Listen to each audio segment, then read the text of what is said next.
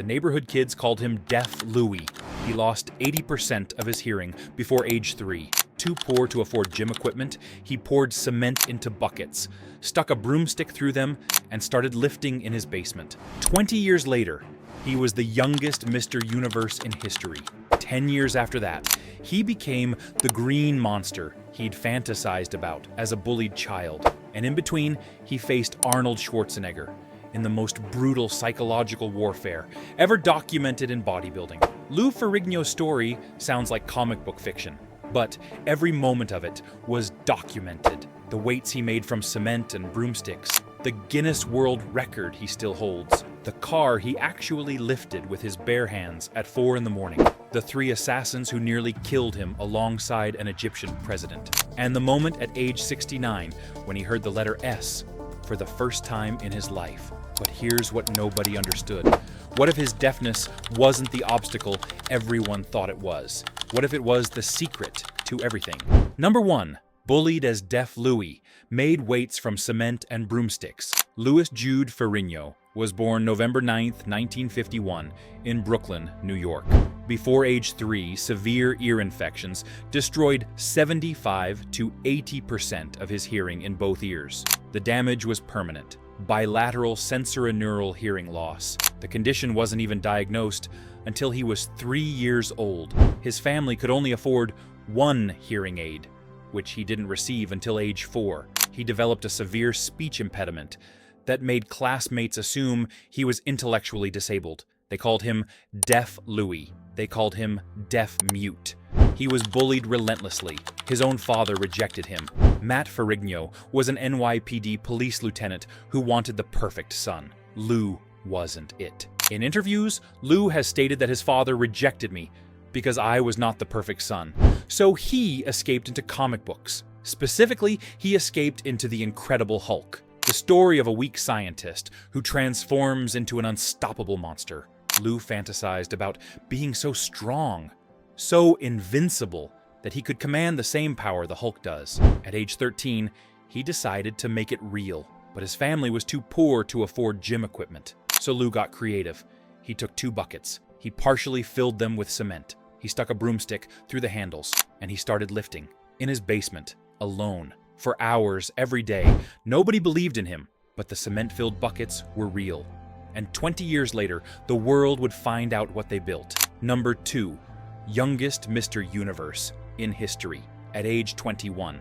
On September 15th, 1973 in Geneva, Switzerland, Lou Ferrigno stepped on stage at the IFBB Mr. Universe competition. He was 21 years old. He stood 6 feet 5 inches tall.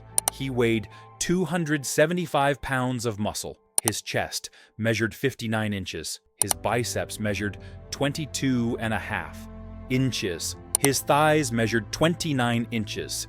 He was the largest professional bodybuilder in the world, 35 to 40 pounds heavier than Arnold Schwarzenegger at his peak. And when the judges announced the results, Lou won both the tall class and the overall title. At 21 years old, he became the youngest winner of the IFBB Mr. Universe title in history.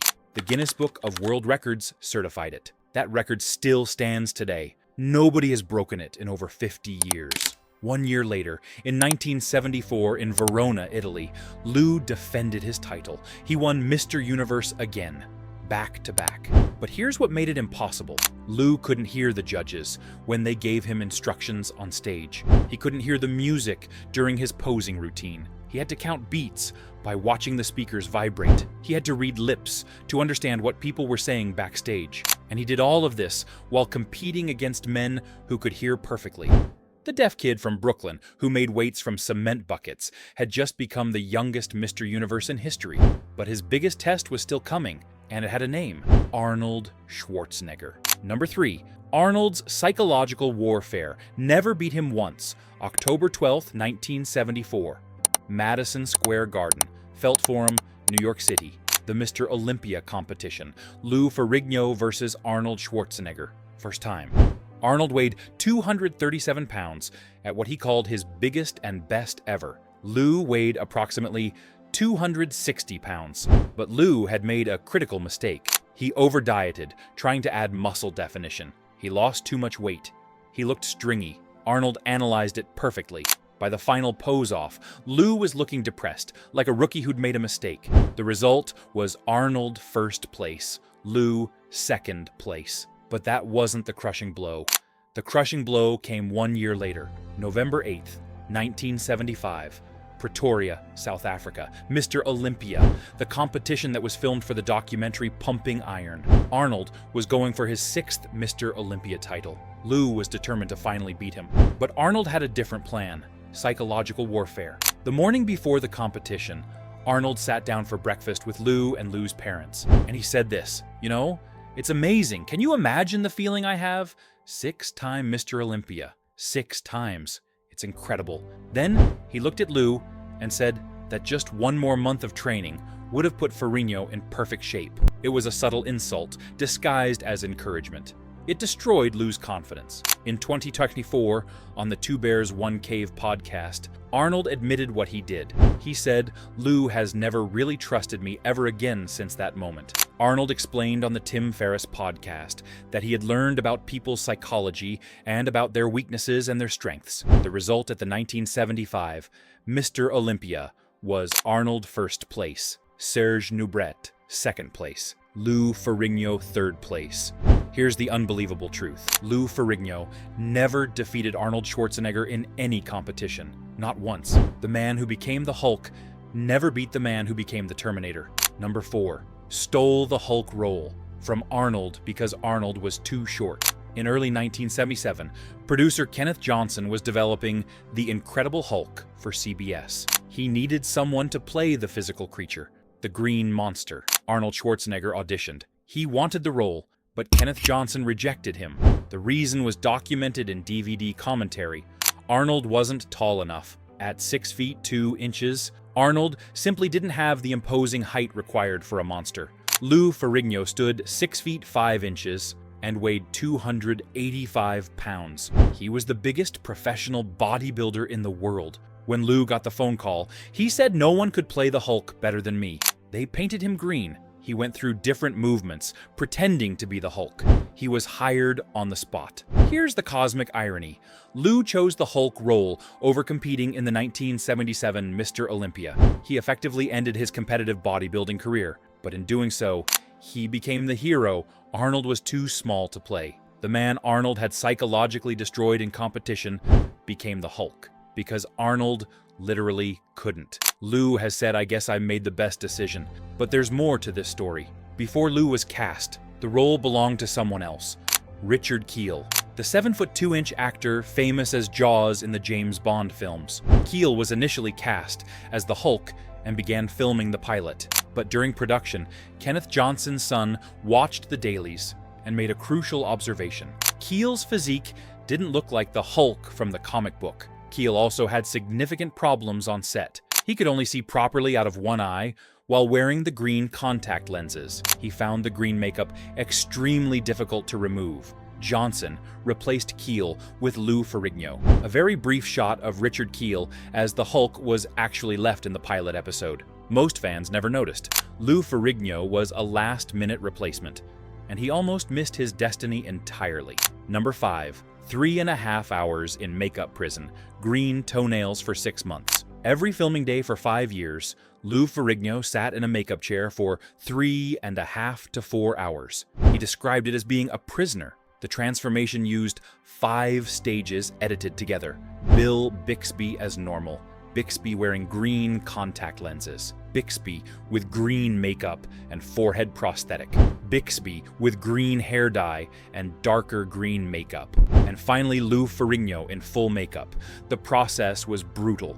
Lou has described it in interviews. It took about 3.5 to 4 hours to put on, because back then, we didn't have the spray-on method. They had a ball of clay that they would run on. The face took about an hour and a half. The makeup was horrific. It was like pancake makeup. It was like a green dry chalk, that kind of smell. It was like being a prisoner. The physical components included forehead and nose prosthetics, fake green teeth, a wig made of dyed yak hair called the green fright wig, and hard contact lenses that could only be worn for 15 minutes at a time due to extreme pain. Full filming days in makeup lasted 12 to 14 hours. Removal required 2 makeup artists scrubbing simultaneously. Lou had a custom shower built in his motorhome because the green paint covered everything. After production ended in 1982, Lou's toenails remained green for 6 months. The paint had soaked so deep into his nail beds that it wouldn't come out.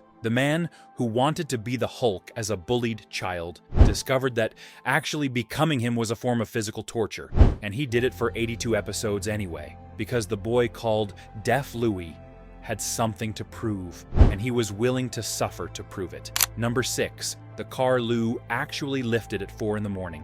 In the opening credits of The Incredible Hulk, the Hulk lifts and rolls a car down a hill. That wasn't a special effect. Lou Ferrigno actually did it. Kenneth Johnson confirmed it in DVD commentary. The iconic opening credit sequence required the Hulk to lift and overturn a car. A steel cable system was rigged to help Ferrigno lift the vehicle safely. During filming, the cable broke. It was 4 in the morning. Lou had been working 18-hour days refilming every Hulk scene because he had just replaced Richard Kiel mid-production. He was cold, he was wet, he was exhausted, he was frustrated. Rather than wait for the special effects team to reset the rigging, Lou decided to lift the car himself. The actual footage used in the opening credits shows Lou Ferrigno, with no mechanical assistance, physically lifting and rolling a car down a hill. But that wasn't the only danger documented. Kenneth Johnson confirmed that Lou was scorched during the very first Hulk out scene, when the car that rolled into the ditch was ignited with too much fuel. In the episode Mystery Man, the Hulk emerges from a fire, and Lou's hair is visibly on fire in the shot. He can be seen batting at it. The footage was left in. Every time the audience saw those opening credits for 82 episodes, they were watching Lou Ferrigno perform an actual feat of superhuman strength, not Hollywood trickery. The cement-filled buckets in his basement prepared him for this moment. The deaf kid, who couldn't afford real weights, became strong enough to lift a car with his bare hands. And he did it when the equipment failed at 4 in the morning, because that's what the Hulk would do. Number 7, Bill Bixby's Secret Pact, never photographed together. Bill Bixby and Lou Ferrigno played the same character for 5 years, but they appeared on screen together only 3 times during the entire 82-episode run. In the episode King of the Beach from Season 4, Lou played a different character named Carl Molino. In the episode Married from Season 2 during a dream sequence. And in the episode Metamorphosis from Season 2 during a hallucination scene where Lou carries Bixby over his head. That was it. 3 times in 5 years. But here's what most people don't know. Bixby made a deliberate decision. He was very careful never to be photographed with Lou Ferrigno in Hulk makeup. He felt it would destroy the illusion to children and fans of the show that they were not the same person. Tabloids constantly tried to get such photos. They were unsuccessful throughout the entire run of the series. Despite rarely filming together, they developed a genuine friendship. Lou described Bixby as a mentor and father figure who took him under his wing. Bill was a wonderful actor and producer. I learned a lot from him, watching how he filmed, watching his dialogue. He was a great mentor. When CBS proposed cutting Jack Colvin's character, reporter Jack McGee, to save money, both Bixby and Ferrigno threatened to walk off the show in protest. The network backed down. Bill Bixby died of prostate cancer on November 21st, 1993, at age 59. Lou never forgot what Bixby taught him. The man who played the monster and the man who played the scientist made a pact to protect the fantasy for the audience, and they kept it for 5 years because they understood something important. The Hulk wasn't real, but the hope he gave to bullied kids was, and Lou Ferrigno knew that better than anyone.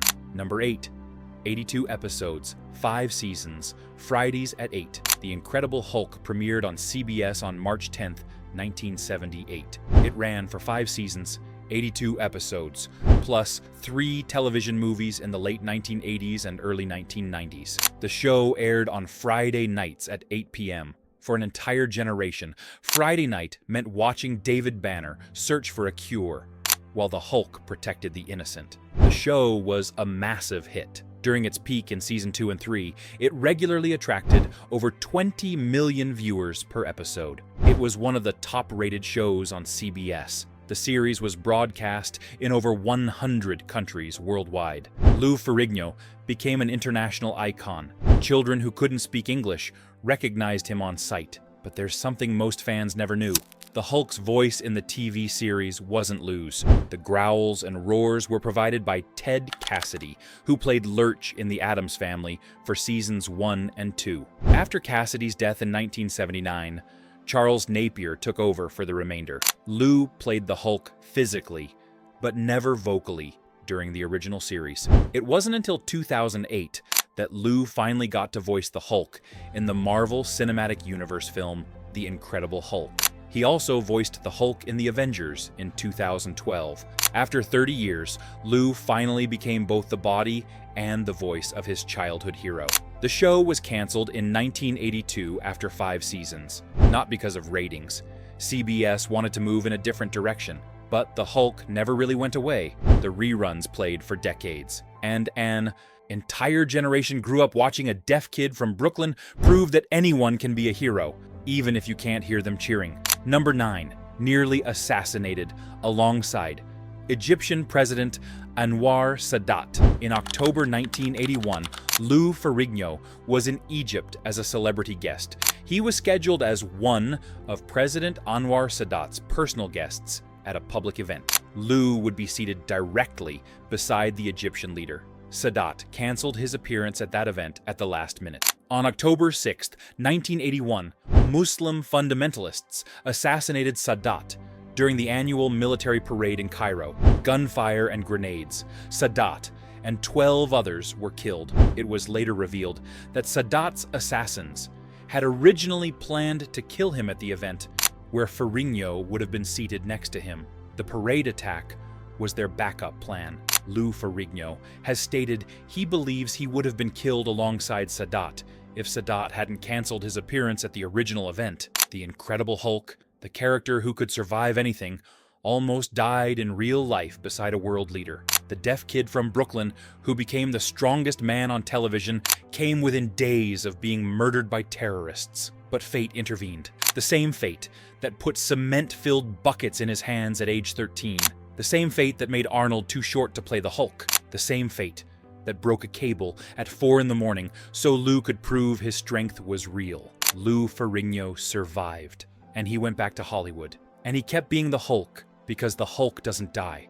Not in comic books, and not in real life. Number 10. 70 years to hear the letter. As for nearly 70 years, Lou Ferrigno couldn't hear consonants clearly. He lost 75 to 80% of his hearing from ear infections as an infant. The damage was to both ears. Bilateral sensorineural hearing loss. He wasn't diagnosed until age 3. He didn't receive his first hearing aid until age 4. And his family could only afford one. His early hearing aids in the 1950s were the old-fashioned kind with the buttons in the chest. He relied on lip reading his entire life and career, including during every scene of The Incredible Hulk. In February 2021, Lou underwent surgery for a cochlear nucleus profile plus implant. In March 2021, the device was activated. Lou was 69 years old. His reaction was documented in an AARP interview. "I can hear S's. I've not been able to hear consonants clearly for so long, maybe ever. I have better diction and speech clarity already. Now I don't have to try so hard to hear. My cochlear implant has so quickly taken me to a new level of hearing. It's like I'm reliving my life again."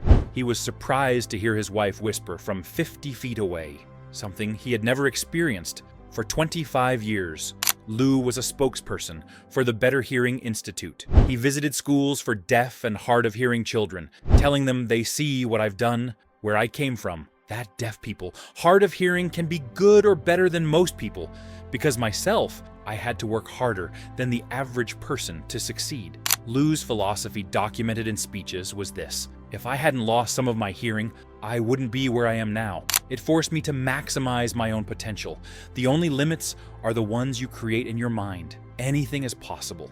The boy called Deaf Louie, who was told he'd never succeed, finally heard consonants clearly at age 69 after becoming a world champion after becoming a television icon, after becoming a symbol of transformation for millions. The Hulk's journey was never about anger. It was about proving everyone wrong. From cement-filled buckets in a Brooklyn basement to the Guinness Book of World Records. From psychological warfare with Arnold Schwarzenegger to stealing the role Arnold couldn't play. From 3.5 hours in makeup prison to actually lifting a car at 4 in the morning. From a secret pact with Bill Bixby to 82 episodes watched by 20 million people. From nearly dying with an Egyptian president to finally hearing the letter S at age 69. Lou Ferrigno's story proves something the comic books always knew. The real superpower isn't strength. It's refusing to quit when everyone says you can't. The neighborhood kids called him Deaf Louie.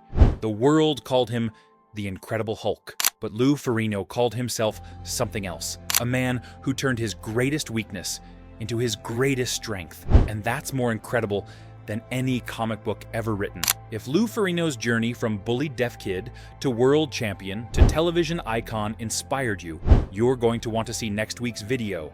We're covering another legend who overcame the impossible and changed entertainment history forever. Someone your generation watched every week and never knew the real story. Make sure you're subscribed so you don't miss it. And if you've got your own story about watching The Incredible Hulk on Friday nights, share it in the comments. I read every single one. Thanks for watching, and I'll see you next week.